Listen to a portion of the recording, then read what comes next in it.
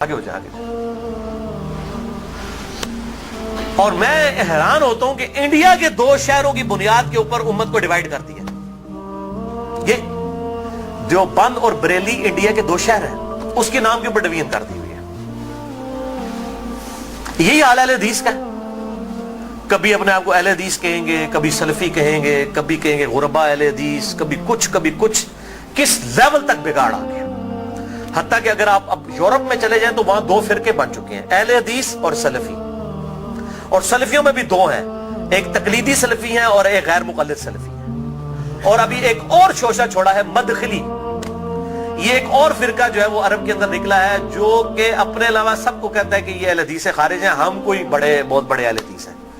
یہی ہوتا ہے میرے بھائیوں, جب یہ پارٹی بازی شروع ہوتی ہے نا, اس کا انجام یہی ہوتا ہے.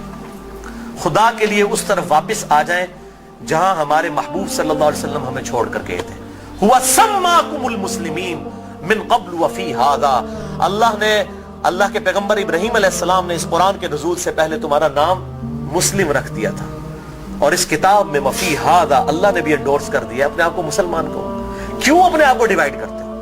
کس لیول تک ڈویژن کرو گے؟ پہلے کہتے تھے جی اگر ہم سنی شیعہ کی ڈویژن نہیں کریں گے تو پتہ کیسے چلے گا, چلو جی وہاں بھی مسئلہ حل ہوا. پھر آگے گئے جی نہیں اگر ہم حنفی شافعی مالکی حنبلی اہل حدیث نہیں کریں گے پتہ کیسے چلے گا, چلو وہاں بھی مسئلہ حل ہو گیا. پھر آگے کہ نہیں جی اہل حدیث میں بھی اتنی پارٹیاں تھیں تو ہم سلفی کہیں گے تو تب پتہ چلے گا. میرے بھائی یہ جتنی دمیں لگائی ہوئی ہیں نا, میں ان کو دمیں کہتا ہوں, یہ آپ دمیں لگاتے چلے جائیں, اس کی کوئی اینڈ نہیں ہے, سوائے اس کے کہ امام مالک رحمہ اللہ کا قول ہے, وہ فرمایا کرتے تھے اس امت کے آخری حصے کی بھی ہدایت ویسے ہی ہوگی جس طرح کے ابتدا کے حصے کی ہوئی تھی. صحابہ اکرام علیہم رضوان, اہل بیت, بریلوی, دیوبندی, اہل حدیث, شیعہ, اہل سنت اس تفریق سے بہت بالا تھے. آج بھی الحمدللہ وہ مسلمان اس پیٹرن کے اوپر. مجھے کہتے ہیں لوگ جی وہ آپ کس فرقے سے ہیں؟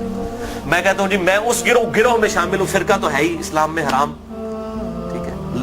اللہ تعالیٰ نے واضح طور پہ فرما دیا ہے کہ ان الذین فرقوا دینہم وکانوا شیعا لست منہم فی شیء. اے نبی جنہوں نے دین میں فرقے بنائے اور اپنے آپ کو گروہوں میں بانٹ لیا, آپ کا ان سے کوئی تعلق ہی نہیں ہے. سورۃ الانعام آیت نمبر 159.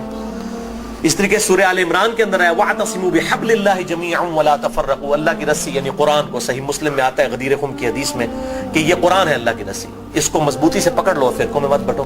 پھر پوچھ رہے ہوتے ہیں فرقہ کون سا ہے, تو میں پھر آخر میں تنگ آ کے کہتا ہوں میرے بھائی میرا وہی گروہ ہے جو صحابہ کرام کا تھا. اگر صحابہ بریلوی تھے تو میں بریلوی ہوں, اگر صحابہ دیوبندی تھے تو میں دیوبندی ہوں, اگر صحابہ اہل حدیث تھے تو میں اہل حدیث ہوں, اگر وہ شیعہ تھے تو میں شیعہ ہوں. کہتے نہیں جی صحابہ تے مسلمان ہی سب, لیکن ہون لوڑ پیندی ہے. تو میں کہتا ہوں میرے بھائی آج ضرورت کس طرح پڑ رہی ہے؟ اگر آج ضرورت پڑ رہی ہے تو نبی صلی اللہ علیہ وسلم کا کام تھا یہ امت کو بتا کے جاتے کہ میرے بعد یہ ہوگا, تو جو اس فرقے کا نام ہوگا وہ صحیح ہوگا. بتائیں, صرف ایک بات آپ نے فرمائی, الجماعہ کو پکڑ لینا, امت کی مین سٹریم کو. اور میں آپ کو بتاؤں امت کی مین سٹریم جو ہے نا, عام مسلمان, وہ فرقہ واریت سے بالکل لا تعلق ہو چکا ہے. اور خصوصاً ابھی جو نیو مسلم ہے وہ اپنے آپ کو مسلمان محسوس کرنے میں ہی فخر محسوس کرتے ہیں الحمدللہ. تو اللہ تعالی ہمیں توحید پر بھی کاربند رکھے اور توہین رسالت سے بھی بچائے, نبی صلی اللہ علیہ وسلم کی سچی عقیدت نصیب فرمائے, اپنی موت سے پہلے اپنی قبر و آخرت کی تیاری کرنے کی توفیق عطا فرمائے. سبحانک اللہم وبحمدک اشہد ان لا الہ الا انت استغفرک واتوب الیک وما علینا الا البلاغ المبین.